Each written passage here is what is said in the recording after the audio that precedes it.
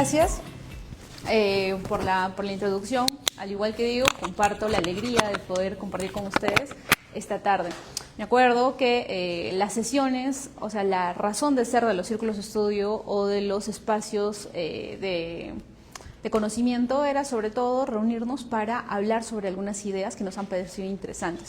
La dinámica que nosotros utilizábamos cuando estábamos en pregrado era leer un apartado o un libro en concreto y ponernos una meta, ¿no? Leer de tal página a tal página y en función a eso venir a la siguiente, pero no para recapitular lo que ya se había dicho, sino básicamente era problematizar algunas ideas, ¿no? Entonces, me acuerdo que había mucha pasión al momento de poder exponer y intercambiar algunas ideas. Bien, más allá de hacer una ponencia magistral, lo que pretendo es hacer un intercambio de ideas de lo que deberíamos conocer previamente, pero quizá dinamizando algunas cuestiones que son importantes respecto a teoría del delito. Entonces, en principio vamos a definir básicamente qué es teoría del delito, vamos a ver sus elementos, vamos a entender algunas teorías muy interesantes respecto a la teoría del delito y qué es lo que actualmente se está dando. Es uno de los temas, es el primer tema que yo descubrí en el derecho penal y me encanta, me fascina. Espero que sea lo mismo para ustedes. Entonces, ¿alguien sabe cuál es la dinámica de nuestro actual derecho penal? ¿Nada? Hay una manera de entender el derecho penal como ciencia. Entonces aquí básicamente a partir de la imputación es donde el derecho penal se realiza o se entiende como de manera científica. Entonces vamos a empezar con teoría del delito y en realidad uno de los autores para que ustedes puedan entender por qué llegamos a esta estructura que ahorita vamos a exponer es el profesor Villavicencio Terreros. En su libro habla de por qué en un principio nosotros entendíamos el derecho penal no como la estructura que vamos a ver ahora, que es muy orgánica, es muy sistemática y en realidad en base a eso nosotros trabajamos y funcionamos, ¿no? Como estructura en derecho penal. Sino que antes había muchas maneras de entender, ¿no? O sea, por ejemplo, yo ahorita mato a alguien y lo sentían de una manera causalista. Más o menos la dinámica era esta.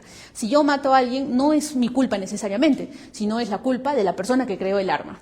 Pero no necesariamente es la culpa de la persona que creó el arma, sino es la culpa del sistema mercantilista que ha hecho posible que el arma llegue a todos los ciudadanos. Pero tampoco es la culpa de eso, sino es la culpa de los pensadores que han creado el sistema neoliberal abusivo. Entonces, se ve un sistema causalista, ¿no?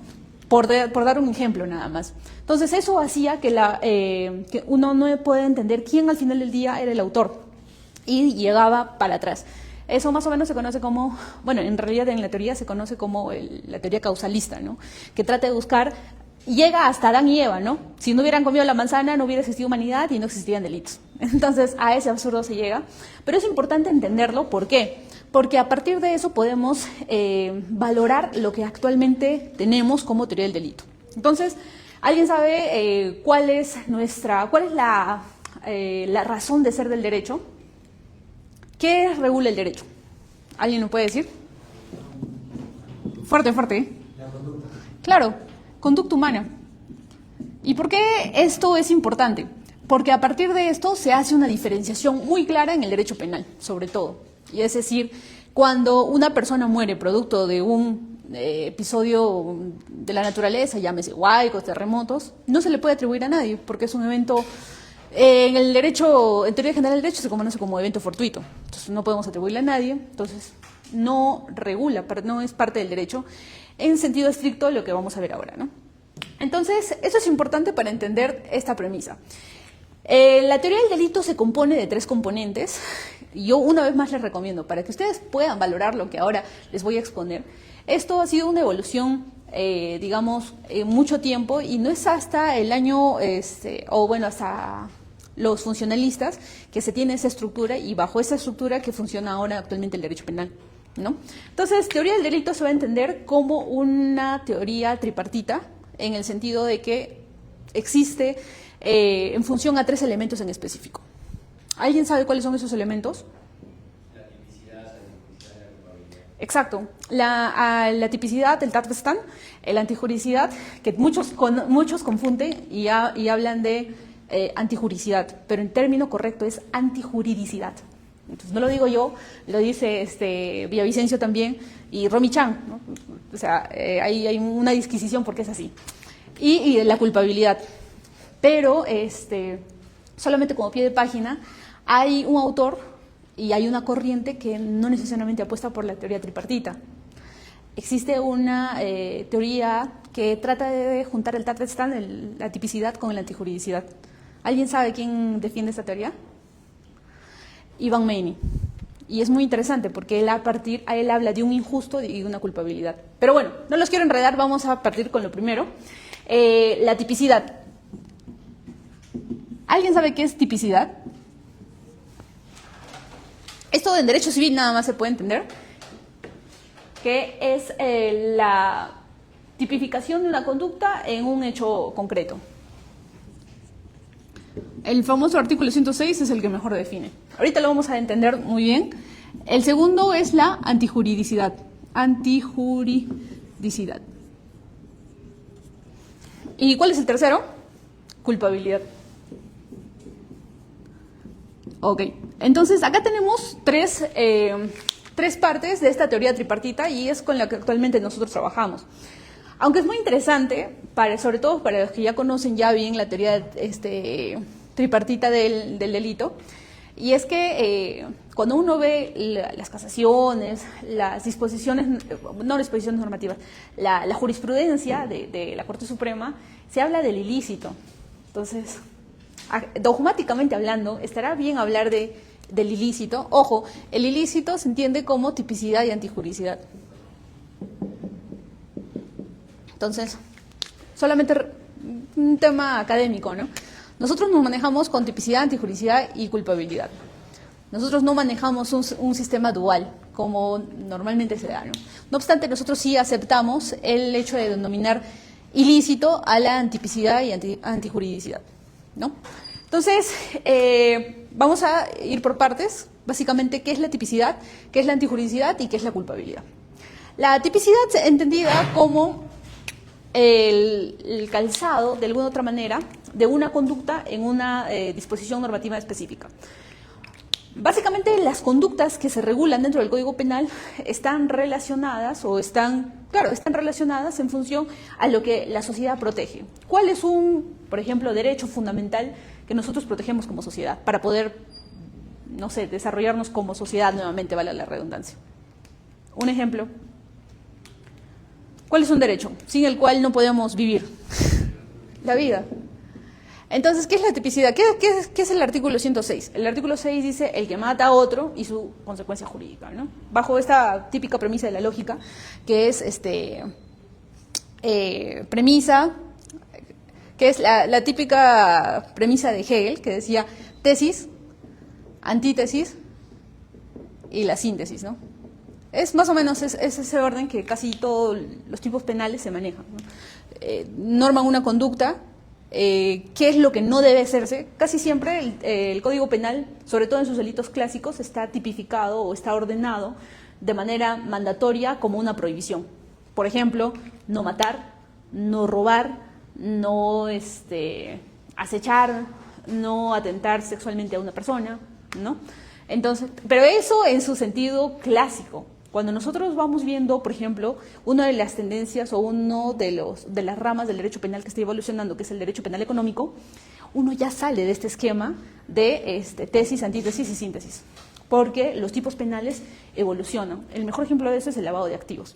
Obviamente, el tipo básico del lavado de activos establece qué conductas son penalmente reprochables, pero cuando uno va a los tipos penales en blanco, se da cuenta de que el tipo penal es mayor. Pero bueno, eso solamente como dato para que lo tengan en cuenta. Entonces, ¿qué es la tipicidad? La tipicidad es la característica o es el primer elemento que básicamente identifica una conducta determinada que está prohibida y lo asocia con un artículo o una premisa normativa específico. ¿Qué está prohibido? No matar. ¿Y dónde está regulado eso? En el 106 o 104 del Código Penal. Eso es básicamente tipicidad. Establecer o enlazar la conducta con una disposición específica. ¿Qué es la antijuridicidad? Aquí es muy interesante porque todo el mundo, y ustedes lo van a ver en todos los videos que encuentren, la antijuridicidad a efectos prácticos lo entienden en su sentido negativo, que son las causas de justificación. ¿Alguna vez han escuchado de la legítima defensa? Todos sin ser abogados incluso, hablan de legítima defensa, ¿no? Cuando uno se defiende frente a una agresión de un tercero. Entonces, la antijuricidad tiene una vertiente positiva y otra vertiente negativa. Y esto es muy interesante, toda vez que por temas de tiempo solamente vamos a ver un tema de antijuricidad negativa, que estas son las causas de justificación, ¿no? El estado de necesidad, el tema de la legítima defensa, que son, digamos, una suerte de justificaciones que nos da el derecho penal de por qué, oye, matar a otro está mal, pero en determinadas circunstancias existe una justificación. Entonces, la antijuricidad entendida solamente en efectos prácticos son, digamos, justificaciones de determinados hechos que moralmente están mal, pero en determinadas circunstancias se justifican, ¿no? El caso Mignonet es el mejor ejemplo de esto, ¿no? Cuando yo me encuentro varado en alta mar, ¿no? En un barco, y está Juan Carlos y Diego, ¿no? Por ejemplo. Entonces, pasan días, pasan semanas y ya da hambre, pues, ¿no? Y por ahí, pues, deciden, de alguna otra manera, ver que alguien ya va a morir, pero mejor que sea comida de los carroñeros, mejor alimentarse a través de su cuerpo, ¿no? Se puede decir que aquí ha habido canibalismo, se puede matar a alguien, en un contexto en el que tu vida está en juego, ¿no? Entonces, el caso Mignonet es cuando unos marineros sacrifican a uno de sus compañeros que ya estaba a punto de morir, se alimentan de él y logran sobrevivir. Entonces, se puede indicar que han realizado conductas caníbales, han matado a otro. ¿Sí o no? En realidad no. ¿Por qué? Por causas de justificación. En el típico caso Mignonet, estamos entre una balanza, ¿no? Entre la vida de un hombre y la vida de los otros tripulantes. Oye, pero la vida es igual al final del día, diría el Ferraioli, ¿no? No puedes hacer una estimación de cuál vale más o cuál vale menos. Pero aquí el razonamiento es sobre todo en función a la necesidad, el contexto en el que se hallaban los marineros hace imposible de que pueda haber habido otra forma o sea reprochable la conducta que ellos hayan tomado. Se justifica en función al contexto sobre todo, ¿no? Por ejemplo, había el típico ejemplo también de legítima defensa. Anteriormente, con la antigua redacción del artículo 20 del Código Penal, numeral 3 si no me equivoco, cuando una persona iba, típico ratero, ¿no? Iba y te amenazaba con un cuchillo, decía que debía haber una suerte de proporcionalidad. Entonces tú tenías que sacar un cuchillo, no sé de dónde, pero sacar un cuchillo y enfrentarte, ¿no? Entonces, si esto no ocurría, y si tú sacabas un arma y que tú tenías la licencia y todo, había una suerte de desproporcionalidad. Entonces, por esa situación no había legítima defensa. Entonces, esto es ridículo en todo sentido, ¿no? Porque una persona no piensa de qué manera se va a defender frente a un ataque, pues, intrusivo, ¿no? O que no es premeditado. Entonces, en ese orden de ideas, la antijuricidad, o al menos esa legítima defensa, se entendió mejor, ¿no?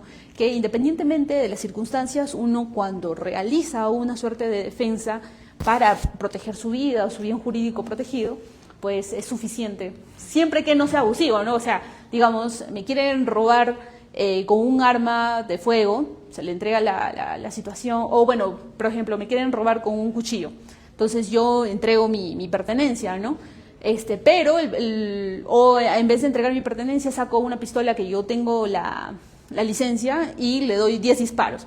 Entonces ahí ya no es legítima defensa, en realidad se evidenciaría como una agresión mayor, ¿no? Aunque eso también es discutible.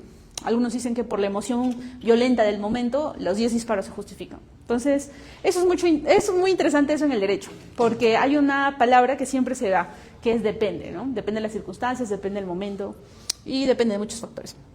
Muy bien, esa es la antijuridicidad y la culpabilidad. Algo muy importante que me olvidaba es que dentro de estos elementos existe como una puerta.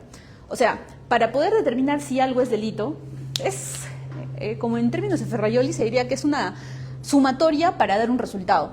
Digamos, si yo quiero analizar la conducta de una determinada persona, tengo que analizar si su conducta propiamente cumple con el baremo de tipicidad. Este es el famoso caso de los cócteles, por ejemplo. En un determinado momento, Keiko necesitaba fondos para su campaña. Entonces organizó una fiesta de cócteles, ¿no? ¿Y en qué consiste esta fiesta? No sé si ustedes han participado en un momento, no de la de Keiko, ¿no? Pero cualquier otra.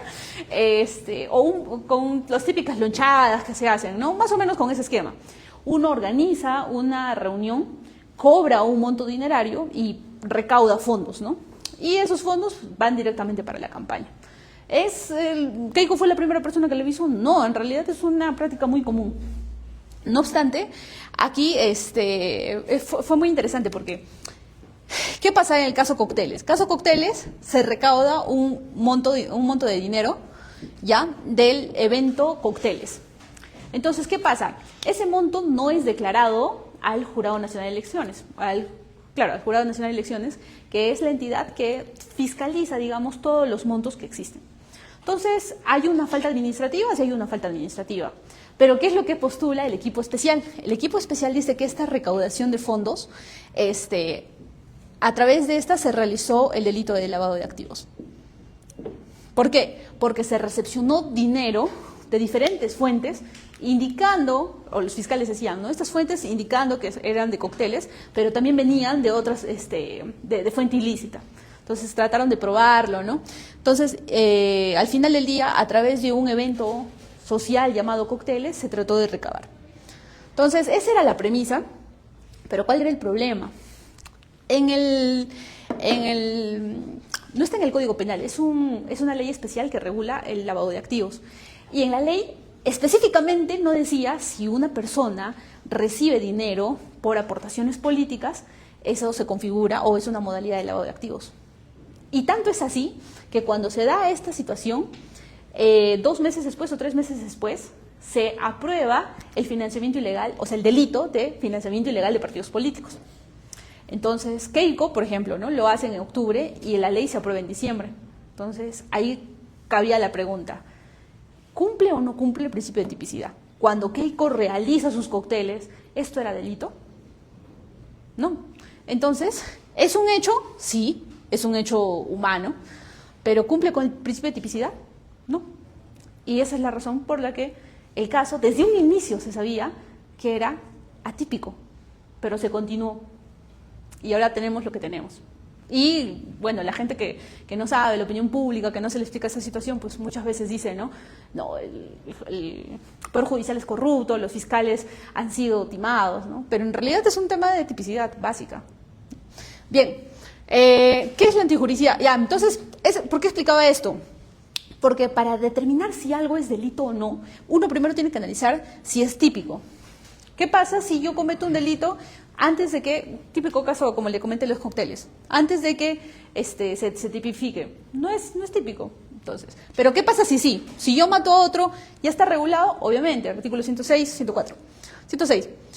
Antijurídico. Lo hice en un contexto que yo tenía que defenderme, legítima defensa. Lo hice por estado de necesidad.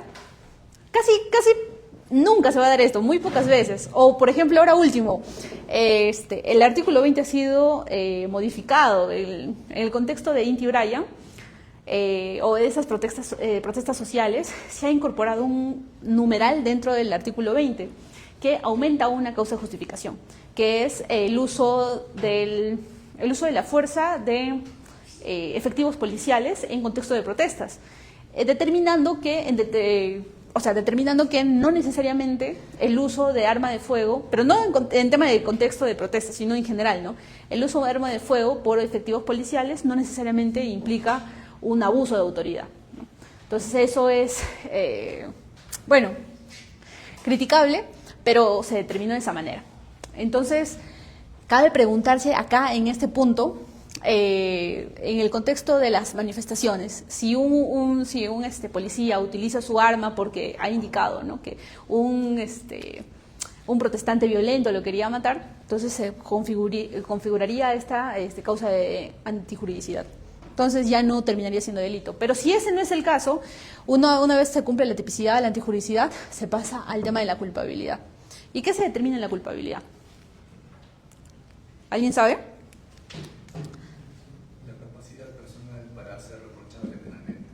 Claro. persona. La capacidad personal se analiza. Ah, y esto es muy interesante. La tipicidad no solamente se determina en este matiz, porque esto es un matiz, digamos, objetivo de lo que estamos hablando.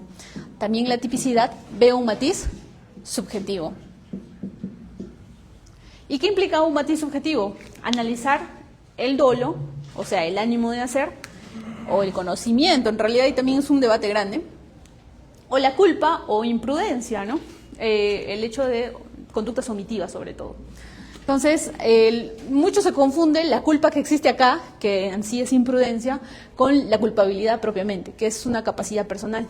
Y entonces acá se entiende como las circunstancias personalísimas de una persona para cometer delitos. Por ejemplo, el toxicómano, el alcohólico, una persona pues con trastornos mentales. Aquí se determina, ¿no? Si esta persona tiene la capacidad para poder comprender un hecho delictivo, ¿no? Una persona tiene la suficiente madurez emocional, mental para poder entender. Entonces, básicamente, en función a que uno determina si un hecho es típico, antijurídico y culpable, ¿cuál va a ser el resultado final? Que va a determinar si existe o no existe delito. Entonces, solamente para terminar, porque esto es importante conocer, y esto es muy importante, ¿esto está dentro del Código Penal? ¿Alguien puede levantar la mano diciendo que nosotros tenemos en el Código Penal un apartado en específico que diga nosotros nos regimos por teoría del delito tripartito? Pues, ¿por qué nosotros hacemos esto si no está en el Código Penal? O sea, es un sinsentido en realidad, ¿no?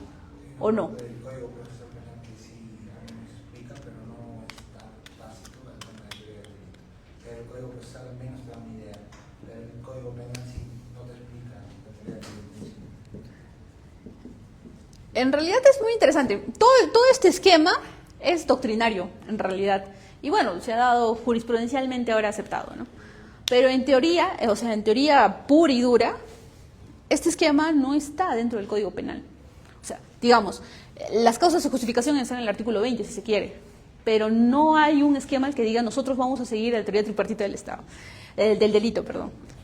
Entonces, ¿por qué es interesante? Porque aquí ya vemos un tema de fuentes.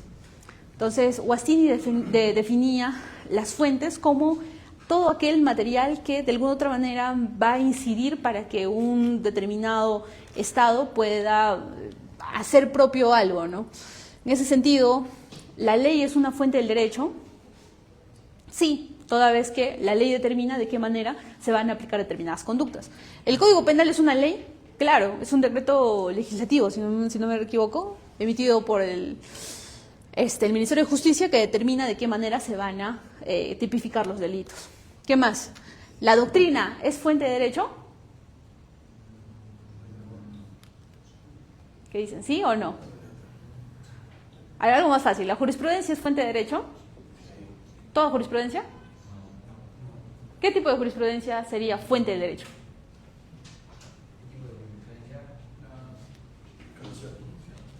Ahorita un juez de paz letrado emite un pronunciamiento respecto a un delito o una falta, digamos. ¿Eso es jurisprudencia? Lo que yo tengo entendido es que jurisprudencia, donde señala las partes últimas cuando el juez toma la decisión, continúa con una decisión, se toma por relevancia, o se toma en cuenta. Claro, un ratio decidendi, ¿no? Eso se puede tomar como una jurisprudencia. Claro, sí, no. En realidad lo que dice Cristian es cierto. O sea, no cualquier decisión de cualquier juez es jurisprudencia per se, en el sentido de que fuente de derecho. ¿Qué es fuente del derecho? Fuente de derecho, y lean a Guastini, por favor. No pueden salir de la universidad sin leer a Guastini y su libro Fuentes del Derecho. ¿Por qué? Porque él define qué es jurisprudencia y da tres características si quieren, interesantes para definir qué es fuente de derecho. Uno, la autoridad, quien emite la fuente. Digamos, la Corte Suprema, frente a un paz letrado, a un juez especializado, ¿quién tiene más fuerza? Juez Supremo, autoridad. Lo segundo es el grado de vinculación, que está regulado en la ley.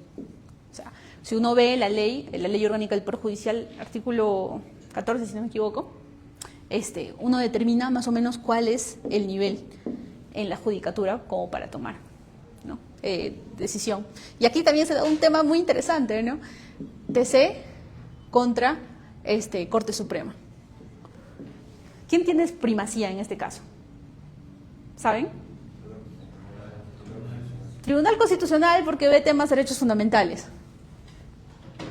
Pero este problema se da en general porque, a diferencia, por ejemplo, de Estados Unidos no tiene un Tribunal Constitucional y una Corte Suprema, solo tiene la Gran Corte Suprema de Estados Unidos. Entonces ya no existen dos órganos que parecerían tener el mismo rango, pero que se diferencian, ¿no? Por ejemplo, en determinados lugares dan prioridad al Tribunal Constitucional en determinadas situaciones y a la Corte Suprema, como en el caso de España, en determinadas circunstancias también. Entonces, estos poderes que se contraponen es un problema de, digamos, elaboración de diseño constitucional, si se quiere.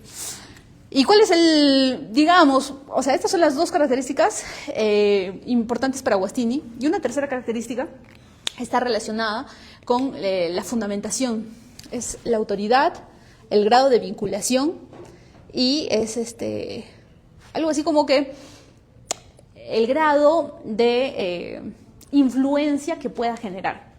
Entonces, ¿por qué esto es interesante? ¿Por qué es interesante? Porque ustedes van a ver que ahora existe un gran tema que se ha dado recién el mes pasado o hace dos meses. El Tribunal Constitucional ha sacado un pronunciamiento indicando que no son vinculantes los acuerdos plenarios. ¿Han visto ese pronunciamiento? ¿Y quién emite acuerdos plenarios? Corte Suprema. ¿Y por qué no son vinculantes?